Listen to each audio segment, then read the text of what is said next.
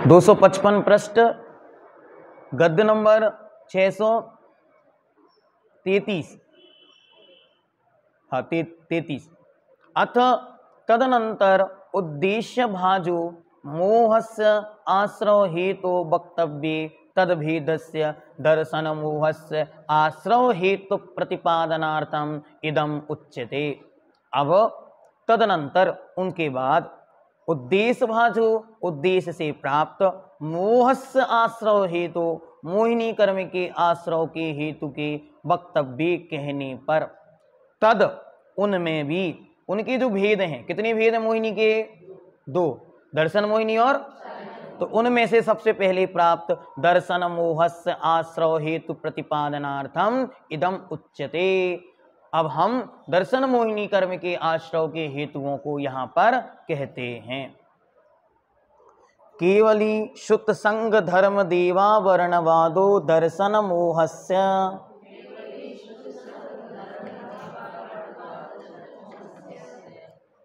केवली, केवली नहीं केवली, ठीक है। हिंदी अलग है, संस्कृत अलग है। हिंदी में बड़ी की मात्रा आती है और संस्कृत में छोटी की मात्रा आती है, क्योंकि वहां पर केवलिन शब्द है, पीछे ना है, ठीक है। देखो नीचे दिया है केवलिना, तो वहां केवलिन शब्द है, इसीलिए वह आधा ना है, ये ध्यान रखना। ओ आदि छोटी ई और आधा ना ऐसा शब्द है। तो केवली सुत संग धर्म और देव का आवरणवाद करना दर्शन मोहिनी के आश्रव का कारण है। दर्शन मोहिनी का मुख्य शाब्दिक अर्थ है मिथ्यात्व।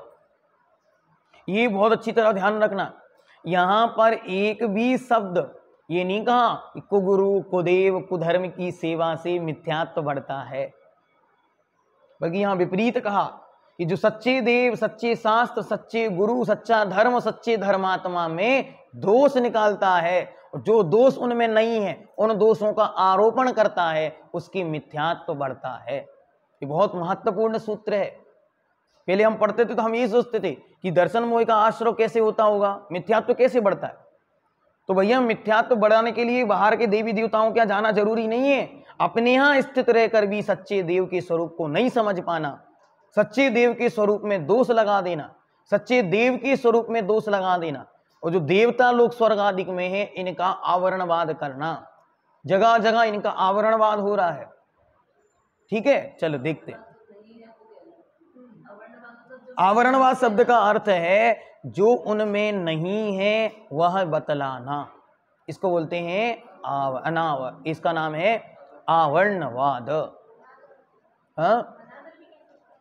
हाँ असाधना वो अलग विषय, अभी तो मात्र आवरण शब्द का अर्थ इतना जानो कि जो उनमें नहीं है वैसा कहना। अभी आचार्य यहां पे देंगे परिभाषा, देखें आगे।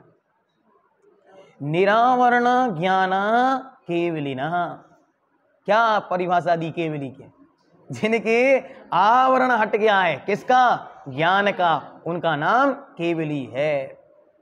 तद उपदिष्टम बुद्धि अतिशय युक्त, बुद्धि अतिशय रिद्धि युक्त गणधरानुस्मृतम ग्रंथम रचनम श्रुतम भवति। अतिशय बुद्धि वाले और रिद्धि आदिक्यों वाले गणधर देव उनके उपदेशों का स्मरण करके जो ग्रंथों की रचना करते हैं वह श्रुत कहलाता है। भगवान के मुख से खिरी और गणधर आदिक ने जिसे झेला और आचार्यों ने जिसे परंपरा से लिपिबद्ध किया उसका नाम श्रुत है। देखो आज श्रुत पंचमी है और अपन को श्रुत शब्द मिल गया। क्या शब्द है? तत् उपदिष्टम, किन के द्वारा उपदिष्ट? केवलिनः उपदिष्टम बुद्धि अतिशय रिद्धि युक्त गणधर अनुस्मृतम ग्रंथ रचनम श्रुतम भवति। ये पंक्ति दे दी आपको श्रुत पंचमी के लिए, ठीक है। गणधर मुख्य रूप से गणधर ही करते, लेकिन उनके द्वारा लिखित या उनके द्वारा जो विभक्त द्वादशांग था वो वर्तमान में उपलब्ध नहीं होने से पूर्वाचार्यों को लगा कि कहीं ऐसा ना हो इस विद्या का लोप हो जाए, इसलिए भगवान धरसेन स्वामी ने ये सब पुरुषार्थ किया। और उनके शिष्य भगवान उसदंत महाराज और भगवान भूतबली देव ने और उन ग्रंथों की फिर रचना की। नहीं, गणधर अभी केवली नहीं है, उनको केवल ज्ञान नहीं हुआ, वे बुद्धि के अतिशय को प्राप्त हैं, 63 रिद्धियां हैं, लेकिन केवल ज्ञान अभी नहीं है।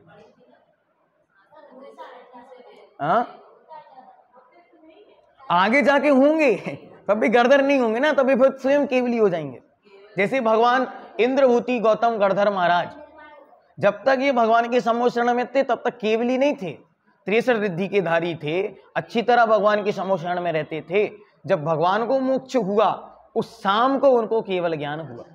तो गणधर केवली है ऐसा नहीं, लेकिन हर गणधर केवली बनते हैं, ये नियम है, ठीक है, क्योंकि गणधर उसी भाव से मोक्ष जाते, इसीलिए।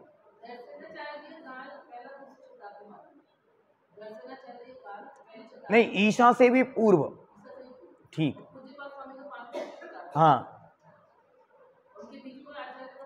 है ना, कुंद कुंद भगवान है, मागनंदी हुए, गुड़धर हुए और समंत्रवद्ध देव हुए, बहुत सारे आचार्य हैं। हाँ, नागहस्ती आचार्य का है, आर्यमंशु आचार्य हैं, कई आचार्य, यति विषव आचार्य हैं, ये सब आचार्य बीच में आए। काल बहुत लंबा है, पूरी 4 भागों में इसका वर्णन किया है, तीर्थंकर भगवान महावीर और उनकी आचार्य परंपरा नाम की। नहीं, ये वीरसेन आचार्य ने लिखा। इसके विषय में आपको विस्तार से आज नसिया जी में बताएंगे कि किस प्रकार, उसकी रिकॉर्डिंग करके आप लोगों को उपलब्ध करा देंगे। चलो आगे। रत्नात्रय उपेता श्रवण गण संगः, रत्नात्रय से युक्त श्रवण संघ का नाम, श्रवणों के गण का समूह का नाम संघ है। अहिंसा लक्षणा तद आगम देशितः धर्म, अहिंसा है लक्षण जिसका, ऐसे आगम के उपदेश का नाम धर्म है। अच्छी तरह समझ लें कि बहुत व्यवस्थित रूप से भगवान सर्वज्ञ के द्वारा जो प्रतिपादित है, अहिंसा ही लक्षण है जिसका, उसका नाम ही धर्म है। इसलिए अहिंसा परमो धर्मः ऐसे वाक्य दिए। आगे, देवास चतुर्निकाया उक्ता, देव 4 प्रकार के हैं ऐसा कहा गया। कहाँ कहा गया? चतुर्थ अध्याय में सूत्र ही दिया, देवास चतुर्निकाया, कोई सूत्र यहाँ पे प्रयोग कर दिया आचार्य और लिख दिया उक्ता। उक्ता मतलब पहले कहा गया। केवलाभ्य, अच्छा, ये गुणवत्सु महत्सु असद्भूत दोष उद्भावनम आवरणवादा। लो, आवरणवाद की परिभाषा याद कर ले, आवरणवाद की परिभाषा ये पेपर में आ सकती है, मना आती है नहीं, आ सकती है। क्या है?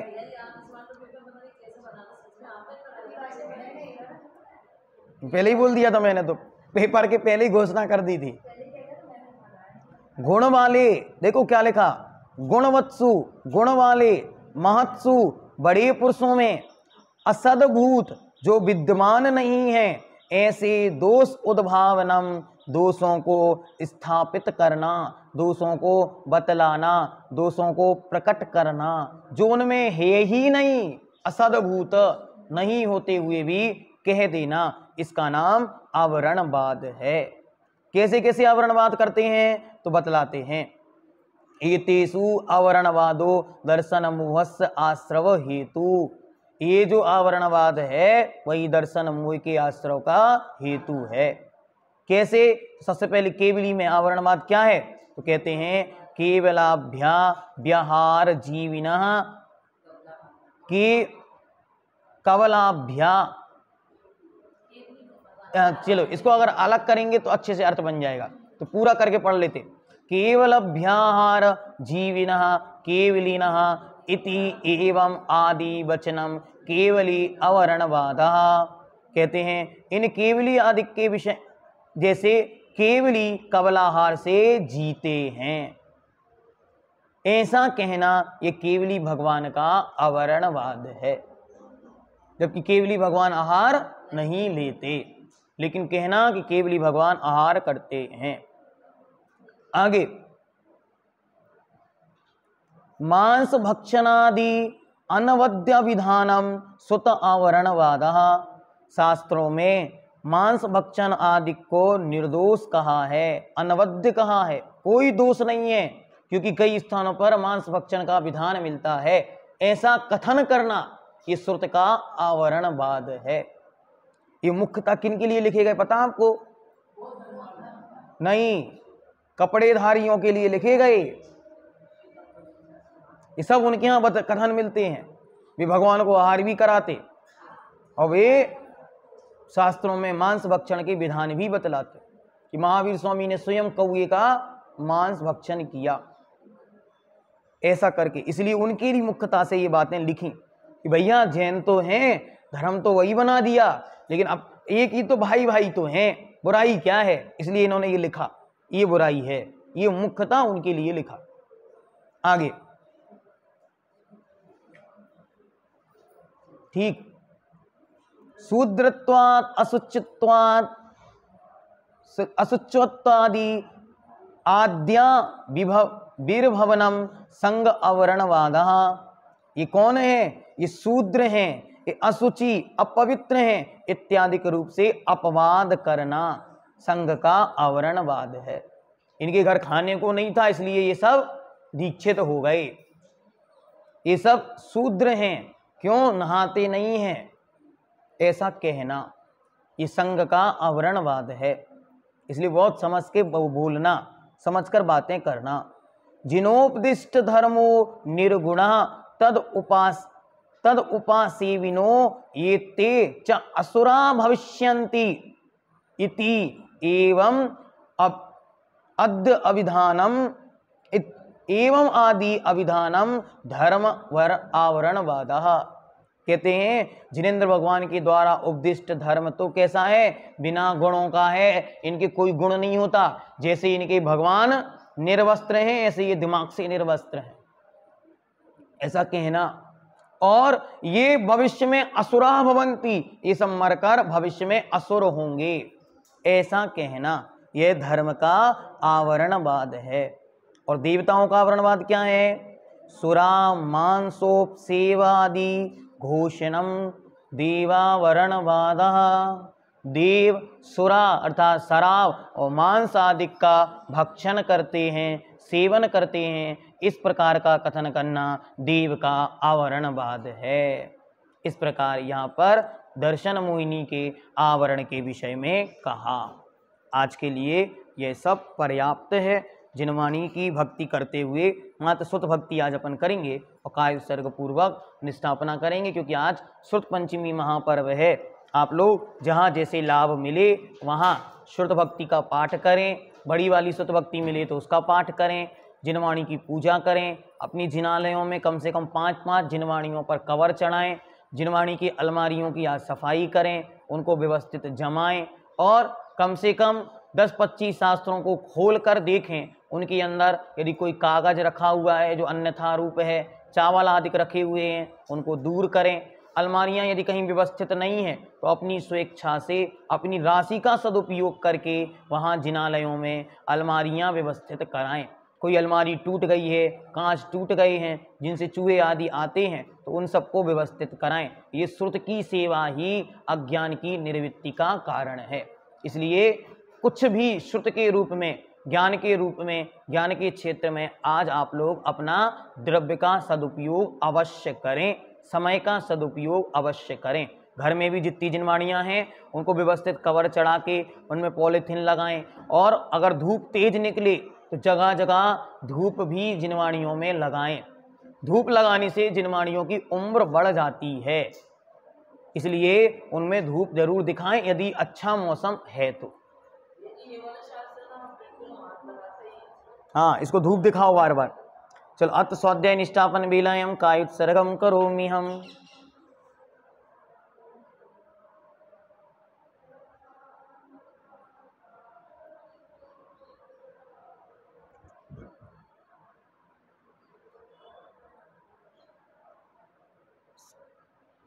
कोटिशतं द्वादश्चैव कोट्यो लक्षानि शीतश्रुतिकानि चैव पंचाशदष्टौ च सहस्रसंख्यामितश्शतं पंचपदं नमामि। अर्हंत वासियत्तं गणहर देवीयं गन्त्यं सम्मं प्रणमामि भक्तिजुक्तो सुदनानमहो वयं शिरसा इच्छामि भन्ते श्रुतभक्ति कौसुगो गोतस्यालोचो अंगो वंग पैने पणम शुद्ध प्रणमाम्यो पुब्बगै चुलच्चेव सुत्ततै थुइतम कायम सेनिच्चकालम अंचेमि पूज्येमि वन्दामि नमंसामि दुःखकौ कम्मखौ वोहिलाहो सुगैगमनं समाहिमरणं जिन गुण संपत्ति हो दुमच्छम। यो जगत कल्याणी जिनवाणी माता की। अब एक बार फिर से काय उत्सर्ग करें, क्योंकि यहाँ पे हम आचार्य भक्ति नहीं कर रहे हैं, आचार्य भक्ति भी इसके बाद करनी चाहिए। ठीक है, चलो उसको भी कर लेते। ठीक है, अथ स्वाध्याय निष्ठापन बेलाएं आचार्य भक्ति काय उत्सर्गम करो में।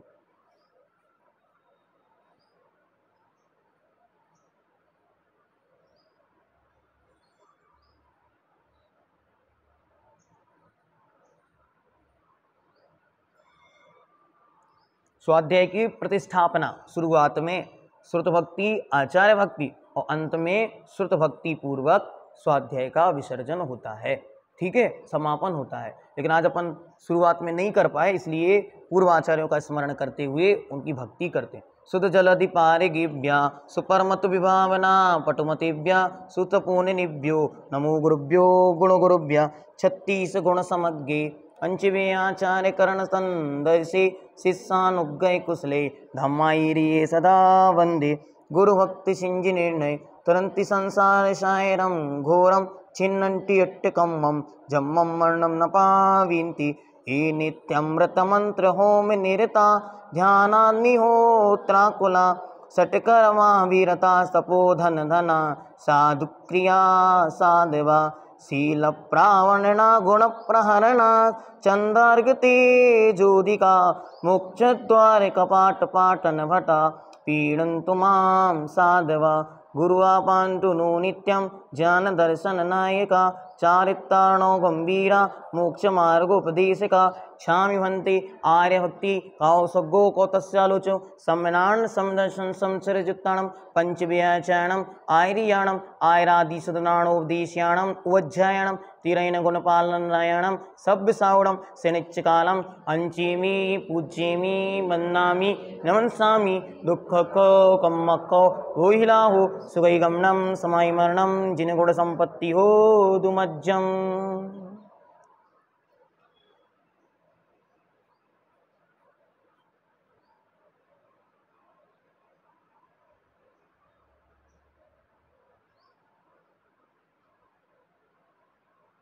जगत कल्याणी जिनवाणी माता की जय।